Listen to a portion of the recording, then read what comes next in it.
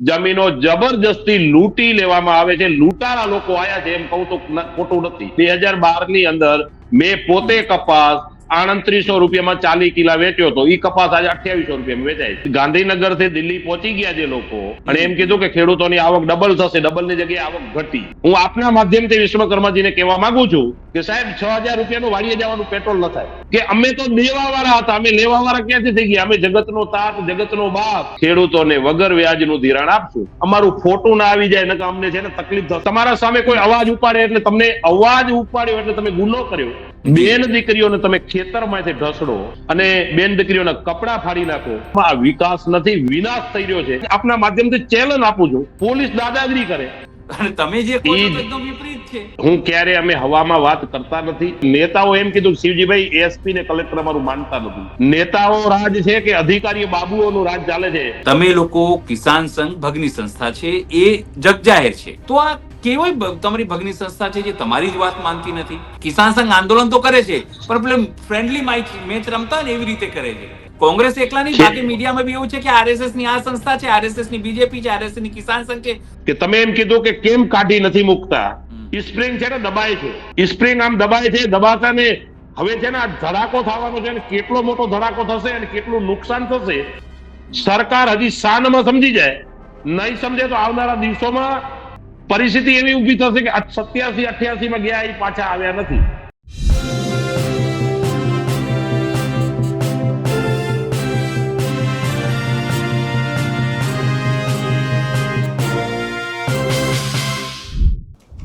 ભાજપને હવે ડર લાગવો જોઈએ.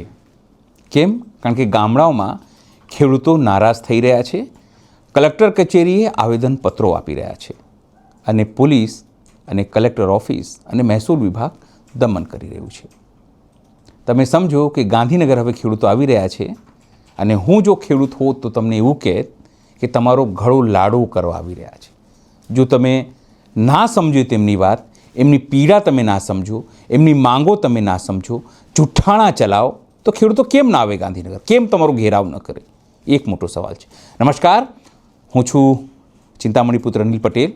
સ્વાગત છે આપનું આ અમારા કાર્યક્રમમાં. ખેડૂતોની જ્યારે વાત કરતા હોઈએ ત્યારે કચ્છમાં કેવી પરિસ્થિતિ છે એ જાણવી જરૂરી છે, કારણ કે થોડા દિવસ પહેલાં જ 107 દિવસ કિસાન સંઘે આંદોલન કર્યું અને એના જે લડત સમિતિના પ્રમુખ છે શિવજીભાઈ આહિર, એમની સાથે આપણે વાત કરીશું. આપણી સાથે છે શિવજીભાઈ આહિર અને તેઓ કિસાન સંઘના નેતા છે. ખાસ કરીને કચ્છમાં જે આખી લડાઈ ચાલી ખેડૂતોની, એમાં મહત્વપૂર્ણ ભૂમિકા અદા કરનારા વ્યક્તિઓ એમાંથી એક શિવજીભાઈ, સ્વાગત છે આપનું અમારા વિશેષ કાર્યક્રમની અંદર.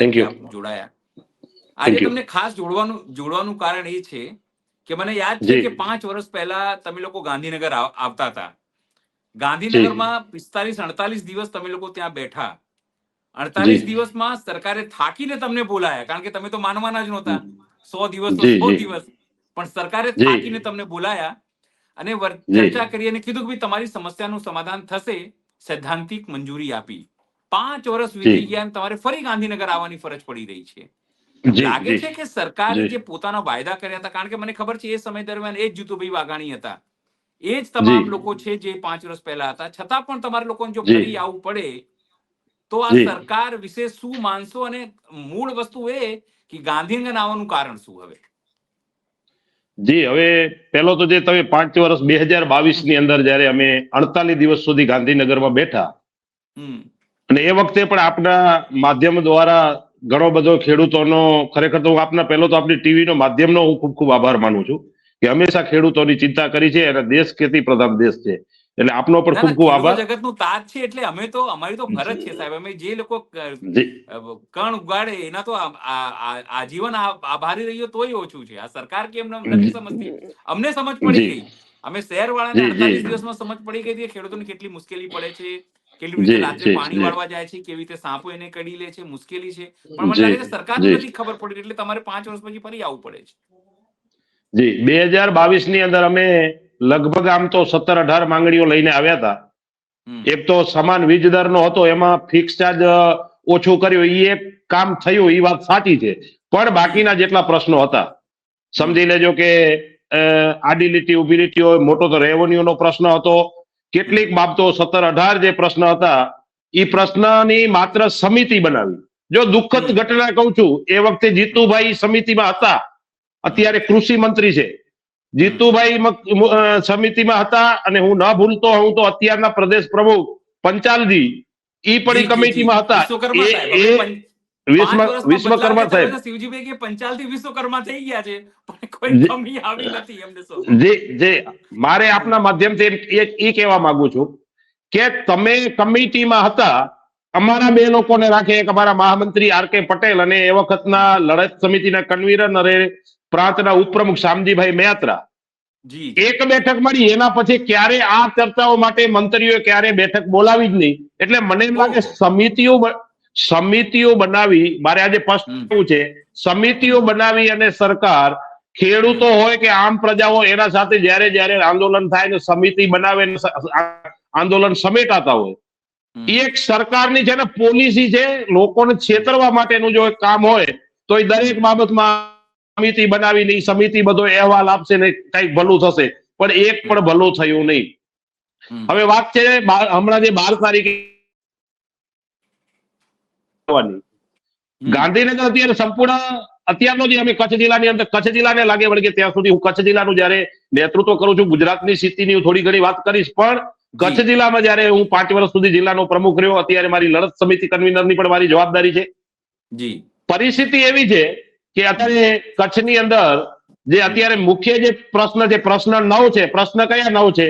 તો એક તો સમજી લેજો, વીજ લેનો જાય છે, એમાં ખેડૂતોને જમીનો જબરજસ્તી લૂંટી લેવામાં આવે છે. લૂંટારા લોકો આયા છે, એમ કહું તો ખોટું નથી. બીજી બાબત, ખેડૂતોને ભાવ નથી મળતા. 2012 ની અંદર જે ભાવ મળતા હતા, 2012 ની અંદર મેં પોતે કપાસ 3800 રૂપિયામાં 40 કિલા વેચ્યો હતો. એ કપાસ આજે 2800 રૂપિયામાં વેચાય છે. અચ્છા, મગફળીની એવી પરિસ્થિતિ, એવું કહેતા હતા 5000 માં વેચવાની વાત. હા, જે ડબલ આવક કરવાની 2022 માં ગાંધીનગર થી દિલ્હી પહોંચી ગયા જે લોકો, અને એમ કીધું કે ખેડૂતોની આવક ડબલ થશે, ડબલની જગ્યાએ આવક ઘટી. ત્રીજી બાબત છે કે જે પાણીની બાબત છે, ખેડૂતોને હું હંમેશા કહું છું કે નાની તમે 2000 ની સબસિડી આપીને, ઘણા નેતાઓ એવો કે 2000 ની સબસિડી આપીને આખો વર્ષ, અત્યારે જ પ્રદેશના પ્રમુખ આવીને બોલે, હમણાં બોલ્યા પ્રદેશના પ્રમુખ, એમ કીધું વિશ્વકર્માજીએ કે 2000 રૂપિયાની જે ખેડૂતોને સહાય મળે છે, વર્ષમાં 6000 રૂપિયા મળે છે. એના કારણે આખા વર્ષમાં ખેડૂતોને સમજી લેજો કે બિયારણ અને ખાતર લેવા માટે હાથ લાંબો નથી કરવો પડતો. હું આપના માધ્યમથી વિશ્વકર્માજીને કહેવા માંગુ છું કે સાહેબ 6000 રૂપિયાનું વાડીએ જવાનું પેટ્રોલ ન થાય. એટલે તમે ખેડૂતોને છેતરવાનું આવા ખેડૂતોને હું હંમેશા કહું છું, આજે કહું છું આપના માધ્યમથી સરકારને જો ધ્યાન આવે તો, કે અમે તો દેવા વાળા હતા, અમે લેવા વાળા ક્યાંથી થઈ ગયા? અમે જગતનો તાત, જગતનો બાપ, અમે તો દેવા વાળા હતા. અમને તમે માગતા ક્યાંથી કરી દીધા? અમારી માંગણી એટલી છે કે ખેડૂતોને, મારી સ્પષ્ટ માંગણી છે કિસાન સંઘની, ખેડૂતોને પોષણસર એનો ભાવ મળે. C2 પ્રમાણે સ્વામિનાથન કમિટી બિલ રજૂ કરી દો. ભાઈ, તમે એમ કહેતા હતા કે દિલ્હીમાં બેઠા છે એ લોકો કરતા નથી, અમારી સરકાર આવશે તો અમે સ્વામિનાથન કમિટીનું બિલ રજૂ કરશું. આજથી સુધી સ્વામિનાથન કમિટીનું બિલ રજૂ ન થયું. અમારે તો ભાવ જોઈએ છે. તમે અમારા કને તે ભાવ દઈ અને પ્રજાને પછી મફત ખવડાવજો, અમને કાંઈ વાંધો નથી ભાઈ, પણ તમે સમજી લેજો કે અમને બચારા બનાવીને અમે તમારી સબસિડીના ભરોસે રહેવા વાળા લોકો નથી. અમને ભાવને પાણી આપો. અમે તો ધરતીમાંથી ધાન પેદા કરવા વાળા લોકો છીએ. એટલે એક ભાવનો પ્રશ્ન છે, પાણીનો પ્રશ્ન છે.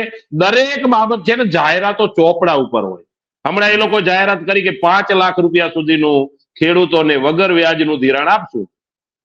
અનિલભાઈ, હું આજ દાવા સાથે કહું છું, સંપૂર્ણ ગુજરાતમાં દાવા સાથે કહું છું, એક જગ્યાએ હજી આની અમલવારી થઈ નથી. જાહેરાત થઈ અને લગભગ 1 વર્ષ જેટલો સમય થઈ ગયો છે, પણ છતાંય આની અમલવારી નથી થઈ.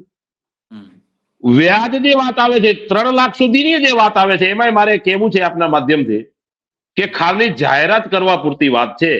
3 લાખ રૂપિયા સુધીનું જે સમજી લેજો કે 4% ને 3%, એમાં રાજ્ય સરકારનો જે લેવાનો થાય છે એ 2022 સુધીનું હજી આવ્યું છે. હું હમણાં જ 2 દી પહેલા જ BOB માં બેઠો ત્યારે કીધું 2022 સુધીનું આવ્યું છે. બાકીનું દર વર્ષે ખેડૂતોને વ્યાજ ભરવું જ પડે છે. વ્યાજ આ ખેડૂતો માટે બજેટની અંદર કે જોગવાઈ નથી કરવા, માત્ર ને માત્ર એમને એમ જાહેરાત ઉપર જાહેરાત.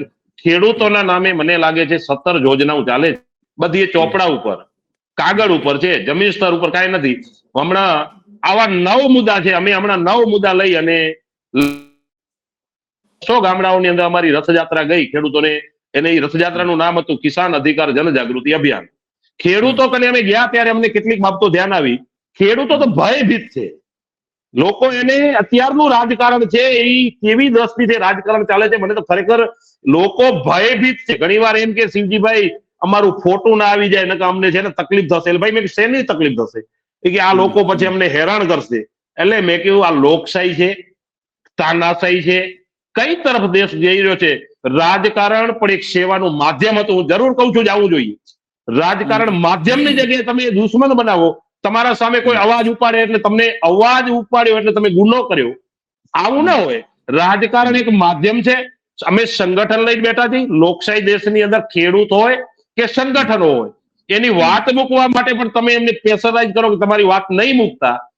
આવી એક કિન્નાખોરી રાખીને, કિન્નાખોરી જ કહેવાય આને, રાજકારણ કિન્નાખોરી રાખીને તમે કોઈ સામે ટાર્ગેટ બનાવો, આ તો કેટલું યોગ્ય કહેવાય? અને જ્યાં સુધી લાગે વળગે છે, વીજ લાઈનોને જ્યાં સુધી લાગે વળગે ત્યાં સુધી હું આપના માધ્યમથી કહેવા માંગુ છું કે કચ્છ જિલ્લાની અંદર આ જે વિવાદ ચાલ્યો 117 દિવસ સુધી, બેન દીકરીઓને તમે ખેતરમાંથી ઢસડો, થોડીક તો શરમ રખાય. ખેતરમાંથી તમે બેન દીકરીઓને ઢસડો અને બેન દીકરીઓના કપડા ફાડી નાખો, અને અમારે ન છૂટકે નેશનલ હાઈવે બંધ કરવો પડ્યો, અને એના કારણે કેટલાય લોકોને મુસીબત પડી. મેં એ વખતે કીધું તું, આજે આપના માધ્યમથી ફરીથી કહું છું, અમે આ કરવા નથી માંગતા એની હું દિલગીરી વ્યક્ત કરું છું. કેટલાય લોકો હેરાન પણ થયા હશે. અમે કોઈને હેરાન કરવા વાળા લોકો નથી. અમે તો હંમેશા રાષ્ટ્રપ્રેમી લોકો છીએ. અમારું સંગઠન છે એ કિસાનોને રાષ્ટ્રપ્રેમી એટલા માટે, કિસાનોની અમે ચિંતા એટલા માટે કરી છે. જો આ દેશનું કોઈ હૃદય હોય ને તો એ કિસાનો છે. કિસાનો જો હૃદય, એ જો કિસાનો મટી જાય તો દેશનું હૃદય બંધ થઈ જાય. 60% ઇકોનોમી આ દેશની કિસાનોના આધાર છે, ખેડૂતોના આધારે છે. આ દેશની અંદર જય જવાન ને જય કિસાન નો નારો આપ્યો લાલ બહાદુર શાસ્ત્રીએ, એ વખતના વડાપ્રધાન. આ દેશની અંદર 3 ટેક ખાવા માટેનું અનાજ નહોતું. આ કિસાનોને રોડ ઉપર ઢસડાય નહીં. આને ખરેખર ખેતર, અમે ઈચ્છીએ છીએ ખેડૂતો ખેતરમાં કામ કરે, ખેડૂતો રોડ ઉપર ના આવે. પણ ધંધો બનાવી દીધો છે રાજકારણ, એટલે એક બિઝનેસ.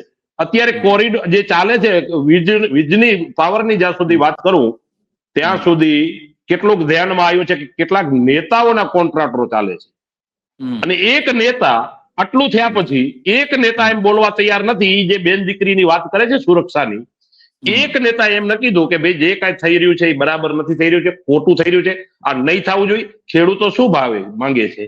ખેડૂતો એમ માંગે છે કે વળતર તો તમે એક વખત આપવાના છો, એક જ વખત વળતર લેવાની વાત છે, કાયમના માટે વળતર લેવાની વાત નથી.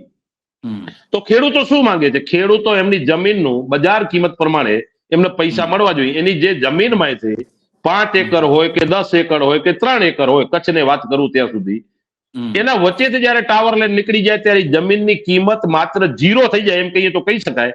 અને એનાથી એક વાત મોટી કરવા માંગુ છું, જે વીજળી ઉત્પાદન કરતી કંપનીઓ છે, પોતાના લાભ માટે, પોતાનો ધંધો કરવા માટે આવ્યું છે.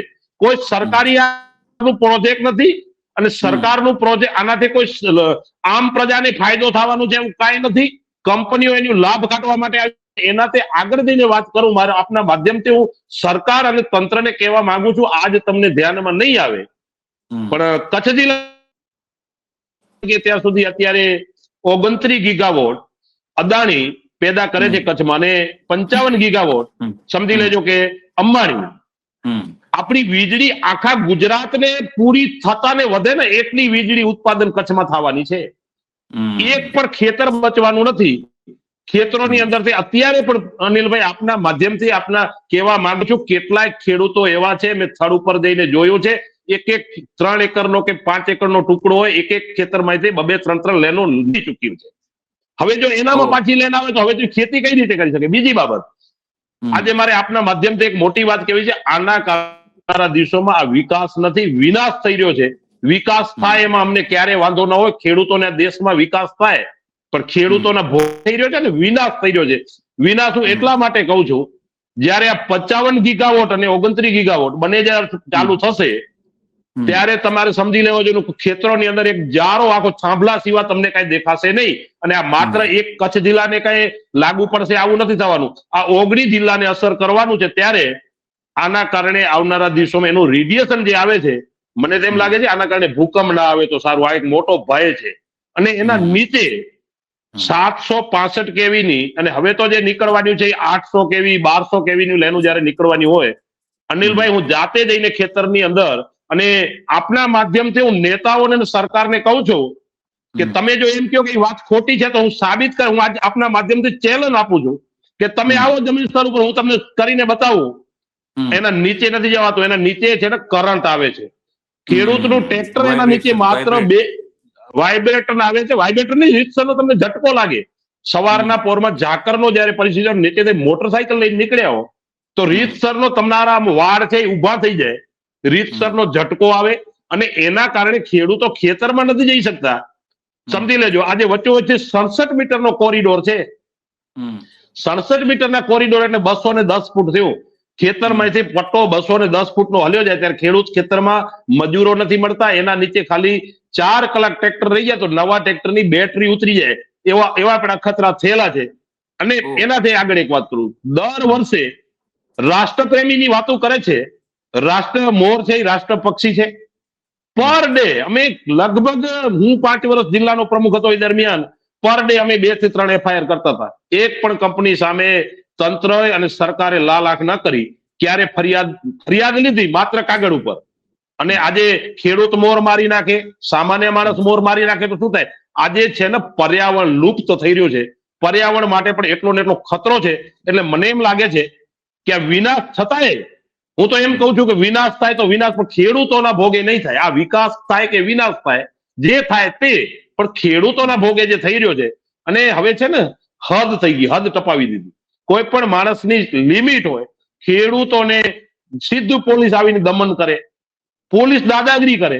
કોઈ પણ જાતની એમને તમે જાણ ન કરો, એના સાથે મસલત ન કરો, અને સીધું એમ કહો કે ના આ કલેક્ટરનો હુકમ છે.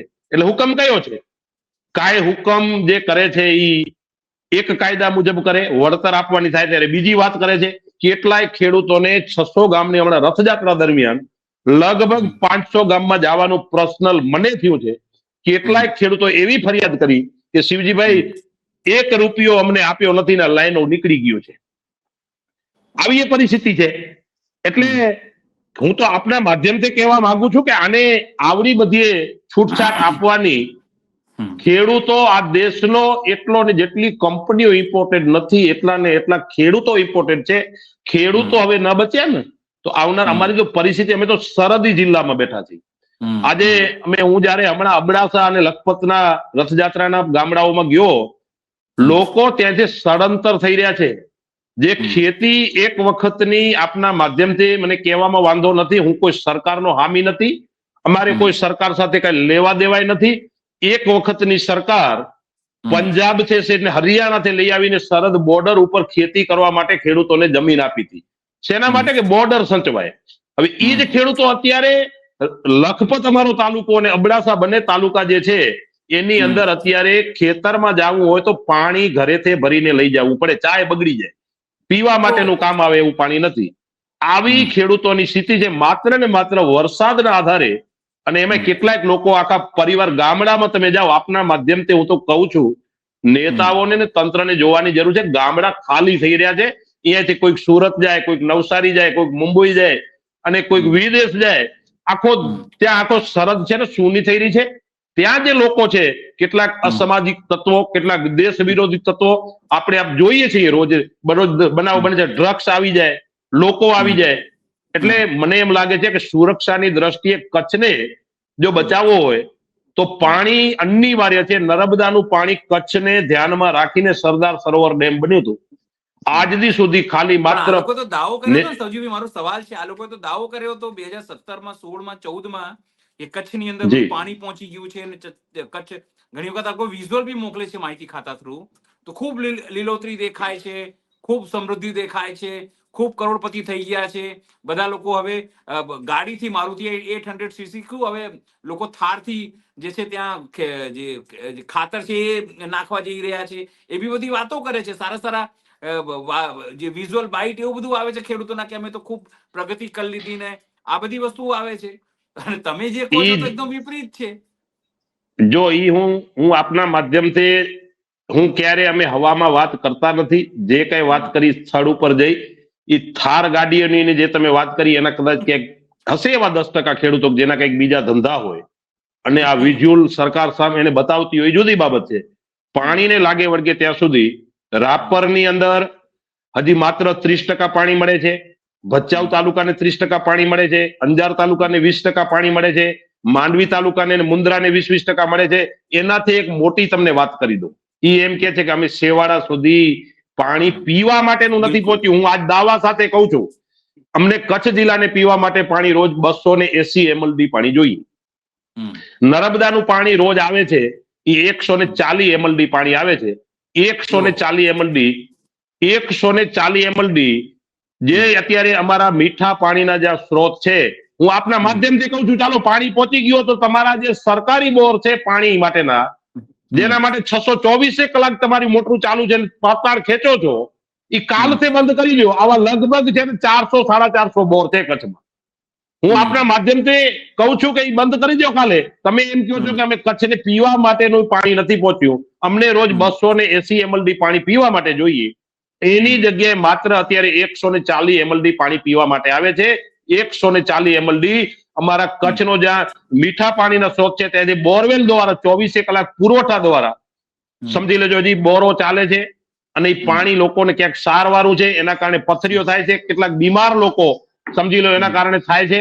એટલે ખાલી વાહિયાત વાતો કરવી, એ બિલકુલ હજી કચ્છમાં પાણી માત્ર ને માત્ર પહોંચ્યું હોય તો 20% લોકોને હજી લાભ નથી મળતો. ખેડૂતોને પાણીની જે યોજના, કે સરકાર માત્ર વાતોના વડા કરે છે, જૂઠું બોલે છે, વારંવાર જૂઠું બોલે છે, ખેડૂતોને ભરમાવવાનો પ્રયત્ન કરે છે, એવું કહી શકીએ? હું તો 100% કહી શકાય. હું તો એમ કહું છું, ખોટું બોલવું, જોરથી બોલવું ને વારે વારે બોલવું, આ એક છે ને સિસ્ટમ ઉભી થઈ ગઈ છે.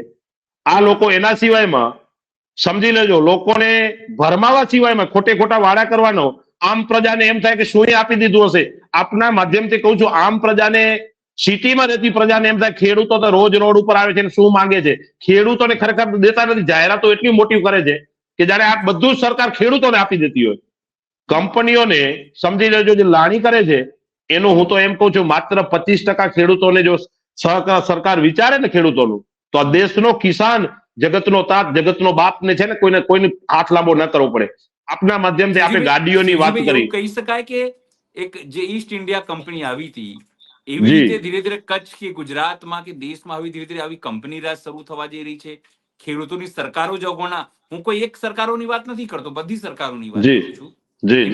કોઈ પાર્ટી વિશેષ નહીં, પણ એ લોકો તમામ લોકો જે છે એ કંપનીઓ તરફી વધારે નિર્ણયો લે છે. જો એ લોકોને તો ખેડૂતો તરફી હોવી જોઈએ, કલેક્ટરોએ ખેડૂતો તરફી નિર્ણયો કરવા જોઈએ, કારણ કે એ તો તમારા જ નોકર છે ને. ખેડૂતો ટેક્સના પૈસા આપે છે, આમ જનતા ટેક્સના પૈસા આપે છે, તો પોલીસ જે છે એને પગાર મળે છે, અધિકારીઓને પગાર મળે છે, અને પછી એ જ અધિકારીઓના એક સહીથી બેન દીકરીઓને ખેડૂતોને ખેંચવામાં આવે છે, મારવામાં આવે છે, એના ખેડૂતોમાં એની જોડે બર્બરતા કરવામાં આવે છે, અત્યાચાર કરવામાં આવે છે. એ કેવી રીતે શક્ય છે?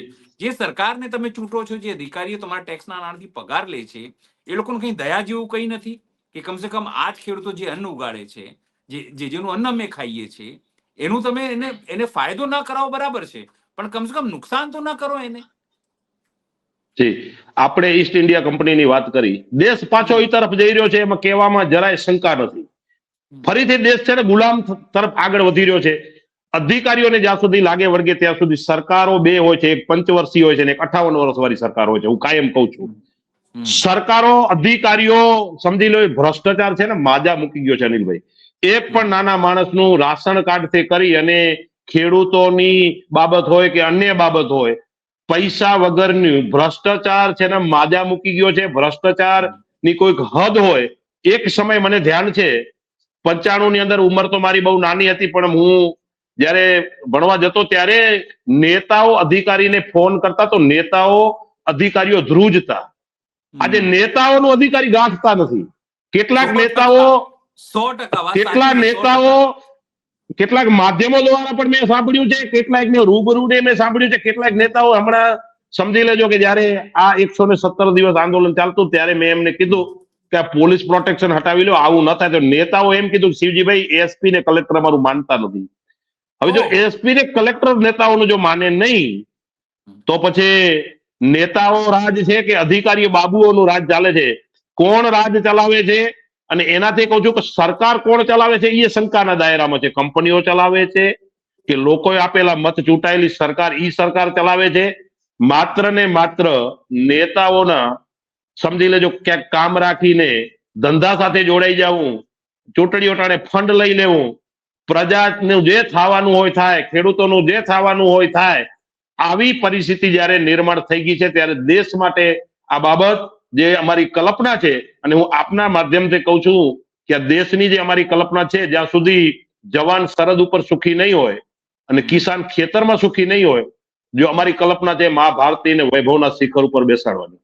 આ વૈભવના શિખર, આ દેશ છે ને સોનાનો, ખાલી ભ્રષ્ટાચાર બંધ થઈ જાય અને આ બે લોકોને જો પ્રોત્સાહન આપવામાં આવે તો આ દેશની આ શિકલ બદલાવી નાખે, સોનાનું ચીડિયા ફરીથી આ દેશ થાય. પણ ખેડૂતો આપે આટલા વર્ષોથી તમે આંદોલન શિવજી, મારી વાત કહેવાની છે, વર્ષોથી આ જ લોકોને તમે હાથ પકડીને ગાંધીનગર સુધી પહોંચાડ્યો છે, ખુરશી ઉપર બેસાડ્યો છે.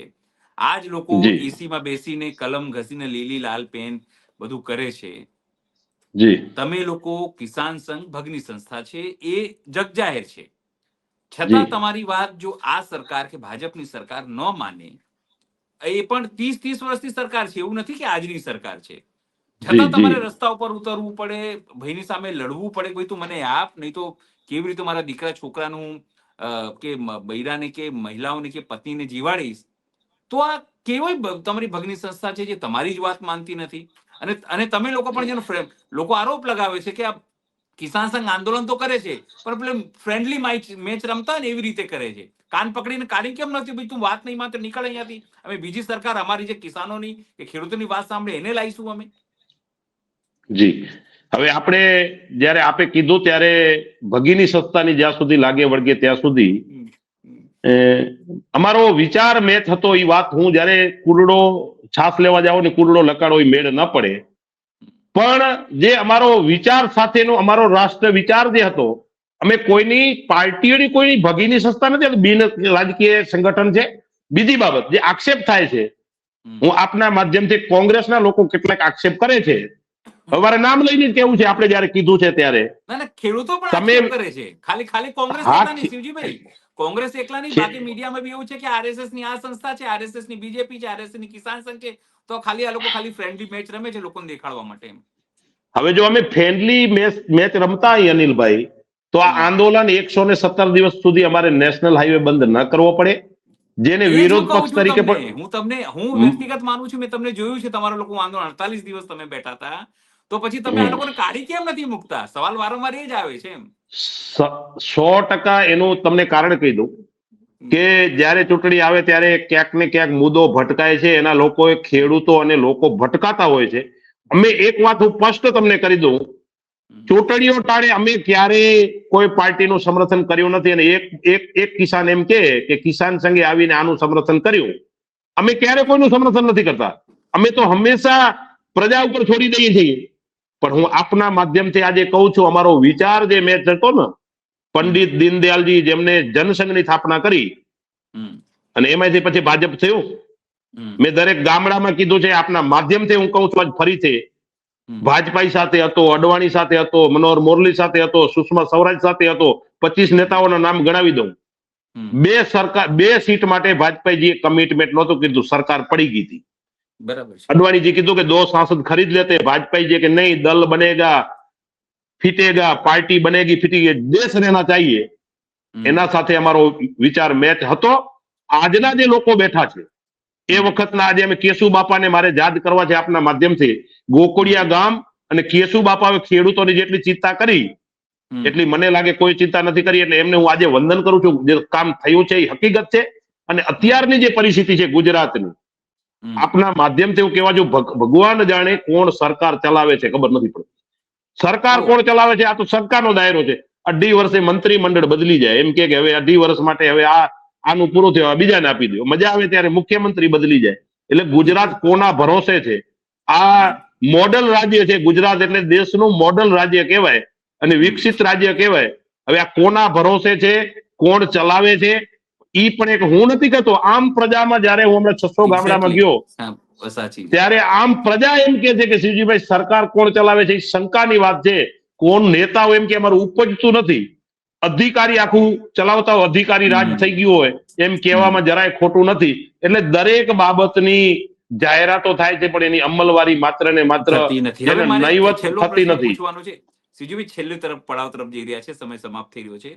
ગાંધીનગરમાં જે હજુ મારી પાસે માહિતી છે, હું રોજ પૂછું છું ગાંધીનગરના મારા મિત્રોને, પત્રકાર, આ લોકોને મંજૂરી મળી ખેડૂતોને હજુ સુધી એસપી કે આપી? એ કહે છે ના, હજુ સુધી કોઈ માહિતી નથી. તો જો તમને મંજૂરી જ ગાંધીનગરમાં આવે નહીં, ના આપે આ લોકો, કારણ કે નથી આપતા આ લોકો, કે ગાંધીનગર તો અમારા બાપનું છે, અમે ખેડૂતોને નહીં આવવા દઈએ, અમે શિક્ષકોને નહીં આવવા દઈએ, અમે યુવાઓને બેરોજગારોને નહીં આવવા દઈએ, અમે આંગણવાડી બહેનો નહીં આવવા દઈએ, એ એમનું બાપનું છે એવું માનીને ચાલે છે. તમે જશો તો તમને આવવા નહીં દે, શું કરશો? જો સરકારો આને હંમેશા, હું એમ કહું, લોકશાહી ખતમ થઈ ગઈ છે, તાનાશાહી તરફ આગળ વધી રહ્યા છે. તમે લોકશાહી, આપણું બંધારણ એમ કે છે અનિલભાઈ કે કોઈને વાત મૂકવાની તમે ના ન પાડી શકો. અને ગાંધીનગરમાં અમે જયારે એ વખતે બેઠા હતા ત્યારે મંજૂરી નહોતી આપી, 100 વારે ઘડીએ 44 લગાડી દેવાની. આ જે પ્રથા ચાલુ થઈ છે ને, લોકશાહી માટે સારી બાબત નથી. ખેડૂતો તો એની પીડા છે એટલે ગમે એમ કરીને ગાંધીનગર પહોંચશે. અને આપના માધ્યમથી કહું છું, જો ગાંધીનગર આપના માધ્યમથી તંત્રને અને સરકારને કહું છું કે ખેડૂતોની છેડતી કરવાનું બંધ કરજો. જો એને રોકવાનો પ્રયત્ન કરે તો રોડ ઉપર ખેડૂતો ફરીથી આંદોલન કરશે. આવી પરિસ્થિતિ નિર્માણ થશે. એટલે અમારો જે કાંઈ માંગણી છે લોકશાહી દેશની અંદર, અંગ્રેજોના વખતમાં પણ આપણા નેતાઓ લડ્યા અને દેશને આઝાદ કરાવ્યો હતો. તો એમાં આંદોલન કરવાની, જયારે લોકશાહીના ઢબે આંદોલન કરવાની, તમારી વાત મૂકવાનો, તમારો અધિકાર માંગવાનો કોઈને ના પાડી શકાય ને, ઈ જો કરશે, હું માનું છું એવું કે એવી ભૂલ નહીં કરે. જો સરકાર એવી ભૂલ કરશે તો ભોગવવું પડશે ને. આપના માધ્યમથી કહું છું આજે કે તમે એમ કીધું કે કેમ કાઢી નથી મૂકતા, સ્પ્રિંગ છે ને દબાય છે, સ્પ્રિંગ આમ દબાય છે, દબાતા ને હવે છે ને આ ધડાકો થવાનો છે, કેટલો મોટો ધડાકો થશે અને કેટલું નુકસાન થશે સરકાર હજી શાનમાં સમજી જાય. નહીં સમજે તો આવનારા દિવસોમાં પરિસ્થિતિ એવી ઉભી થશે કે 87-88 માં ગયા, એ પાછા આવ્યા નથી. પછી એને બધો માલ ખરીદી લીધો ને એ પાછો રાજ કરે છે, એ જુદી બાબત છે. મૂળ વિચાર મરી ગયો. બધો જેટલો હતો એટલો માલ ઉધારીના નેતાઓ લઈ લઈને, આખી સિસ્ટમ જો બગડી હોય તો ઉધારીના નેતાઓ લઈ લઈને, આજ મને કહેવામાં વાંધો નથી, ઉધારીના નેતાઓ લઈ લઈને જે રાજ કરવાની સિસ્ટમ ચાલુ થઈ, આના કારણે આખી સિસ્ટમ બગડી છે. આ વાકસ્મિતા છે, હકીકત છે. અત્યારે નહીં સમજાય. ઈ સ્પ્રિંગ દબાય છે ને દબાશે અને ધડાકો થશે ત્યારે કેટલો મોટો થશે એની કદાચ કલ્પના નહીં હોય. એટલે આપના માધ્યમથી સરકાર તંત્રને કહું છું, અમે કોઈને મારવા તોડવા માટે નથી નીકળ્યા. હજી એ કહું છું, ખેડૂતોનું જે પ્રશ્ન છે એ પ્રશ્ન ઉકેલાય. નહીં ઉકેલાય તો નક્કી આવનારા દિવસોમાં હવે પ્રજા અને ખેડૂતો, આમ પ્રજાની પરિસ્થિતિ ખરાબ છે. એક પણ કામ નથી થતા, મોંઘવારી માજા મૂકી ગઈ હોય. અને આપણે વાત કરી કિસાનોની કે ગાડીઓ, અનિલભાઈ, કચ્છ જિલ્લાને લાગે વળગે ત્યાં સુધી 7/12 હવે બોજો લખવાની જગ્યા નથી. 7/12 લોન લઈ લઈને ખેડૂતો થાકી ગયા છે. ખેડૂત દેવેદાર થઈ ગયો છે. દેવાદાર કેમ થઈ ગયો છે એની મારે એક વાત તમને કરવી છે. 95 માં 4,000 રૂપિયા ક્રોપ લોન આપતા હતા. 95 ને આજ 2025 એટલે 30 વર્ષ થયા. આજે 1 એકરની રાષ્ટ્રકૃતિ બેંકો હોય તો કે સહકારી બેંકો હોય, 1 એકરના 1 લાખ થી 1.5 લાખ રૂપિયા સુધીનું ધિરાણ આપે છે ખેડૂતને. 1.5 લાખ રૂપિયાનું ધિરાણ એટલે 10 એકરનો ખેડૂત 15 લાખનો દેવેદાર થઈ ગયો. પૈસા વપરાઈ ગયા, ક્યાંક લગ્ન કર્યા, ક્યાંક દીકરાને ભણાવ્યા, અને કેટલાક આવી 15 લાખનો 10 એકરનો ખેડૂત દેવાદાર થઈ જાય ને ત્યારે એ દેવું ખેડૂતી જમીનમાં અત્યારે જે સ્થિતિ છે એમાંથી ખેડૂત પાછો ઉભો ન થઈ શકે. એટલે કાં તો ન છૂટકે જમીન વેચવી પડે, એ ખેડૂત જ મટી જાય, કોઈક આવી કંપનીઓને આપી દેવી પડે. એટલે ખેડૂતોને દેવેદાર કરવા માટેનું આ મોટું ષડયંત્ર છે. હું તો એમ કહું છું ષડયંત્ર છે.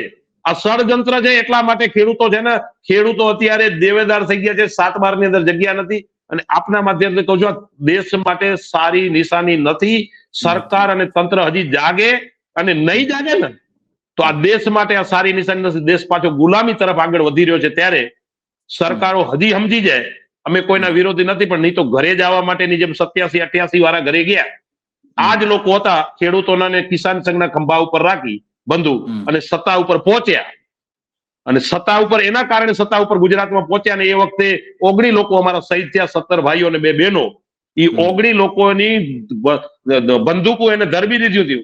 અને ત્યારે સત્તા પરિવર્તન થયું હતું. ફરી પાછી પરિસ્થિતિ મને લાગે નહીં સમજે તો પાછી પરિસ્થિતિ નિર્માણ થવામાં હવે જાજો સમય લાગે એવું દેખાતું નથી. શિવજીભાઈ ધન્યવાદ, તમે જોડાયા, આભાર આપનો. અને આખી વાત, આખી પીડા ખેડૂતોની કહી, ખૂબ ખૂબ આભાર. અમારા દર્શકોને તમે આખી વાત સમજાવી. અને 12મી તારીખે કેવી રીતે આવશો, અમારી શુભકામનાઓ છે, અમારી સમગ્ર ટીમની શુભકામનાઓ છે કે સમગ્ર જે ઘટના છે, જે તમે આવવાનો છે, શાંતિપૂર્વક પતે, સરકાર તમારી વાત માને. એ આભાર, ફરીથી એક વખત આભાર. Thank you.